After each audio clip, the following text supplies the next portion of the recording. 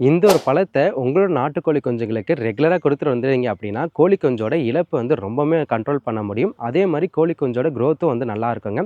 பொன்றம் கோழியும் 32 சிக்ஸும் வீடியோ 3.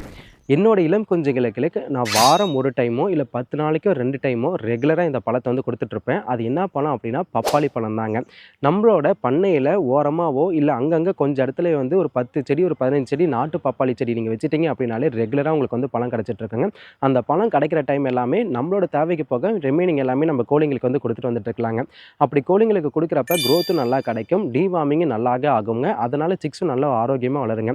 நம்ம கோழிங்களுக்கு அதோட இருக்கிற அந்த குடலுக்குள்ள எந்த புழுவும் வராம நம்ம வந்து வளர்த்துட்டு இருந்தோம்னாலே, இளம் குஞ்சுகள்ல வந்து பார்த்தீங்கன்னா, இறப்பு ரொம்பவுமே நம்மளால கண்ட்ரோல் பண்ண முடியும். கண்டிப்பா நீங்க வந்து இத ட்ரை பண்ணி பாருங்க. உங்களோட இளம் கோழி குஞ்சு வளர்ப்புல நீங்க அதோட இழப்ப வந்து கண்ட்ரோல் பண்றதுக்கு என்ன மாரியான மெத்தட் எல்லாமே ஃபாலோ பண்றீங்க அப்படின்னு மறக்காம கமெண்ட் பண்ணுங்க. நானும் படிச்சு தெரிஞ்சுக்கிறேங்க. அடுத்த வீடியோல சந்திக்கலாம்.